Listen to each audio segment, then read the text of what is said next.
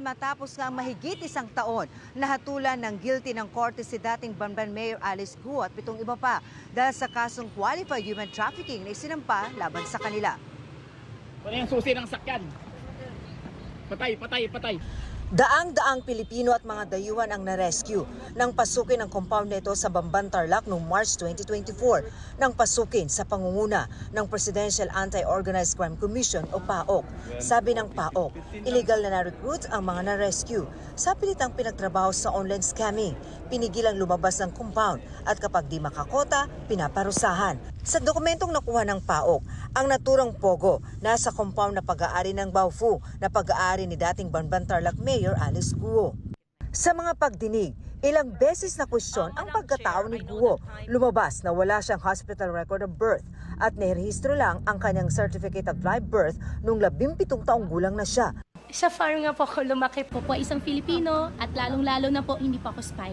Kalaunay, naglabas si Senator Win Gatchalian ng dokumento na si Alice Guo ay si Guo Huaping na napatunayan ng pagsusuri ng NBI na totoo. Sabi ng PAOC, si Guo ang nag-apply para ma-convert ang Baofu compound na isang agricultural land para maging commercial land. Siya rin ang nag-apply para sa building permit ng mga gusaling pinatayo sa loob. Qualified trafficking of persons ang ikinaso kina Guo at mga kasabwat niya. Matapos ang mahigit isang taon, hinatulang guilty sa naturang kaso si Guo na may tunay na pangalang Guo Huaping. Guilty beyond reasonable doubt. Napakabilis po ng korte. Binigay sa atin yung favorable decision. First time tayong nag-file ng organizing human trafficking. First time din na nag-convict ang court ng organizing.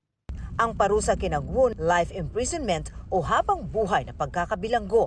Kailangan din magbayad ng 2 million pesos fine ang mga nahatulan. Kailangan din nila magbigay ng 600,000 pesos para sa moral at exemplary damages. Kasama ni Guo na nahatulan ng guilty ang may 7 na katao, 8 ang naakwit. At may 5 akusadong pinaghahanap pa kasama sina Dennis Cunanan, dati nang nasangkot sa PDAF anomaly. Hindi dumalo physically si Alice Guo sa pagdinig. Sa halip, ginawa ang promulgation via video conferencing. Hindi na rin daw hiniling ng prosecution sa korte ang physical presence ni Guo. That's the call of the court.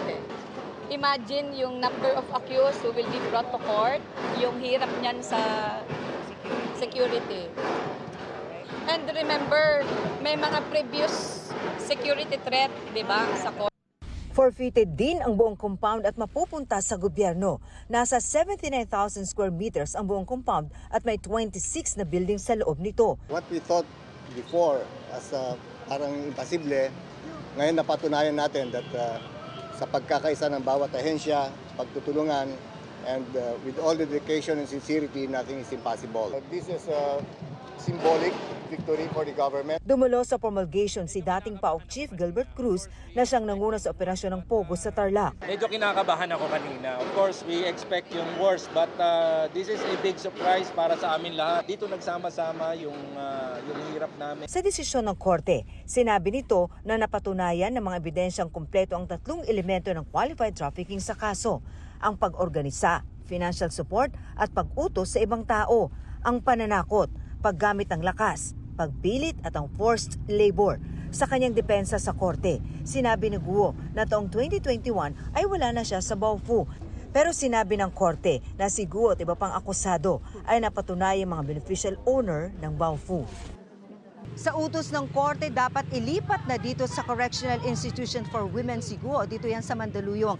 Ang iba namang nahatulan ng guilty, idediretso na sa New Bilibid Prison. Mel. Maraming salamat sa iyo, Marisol Abduraman.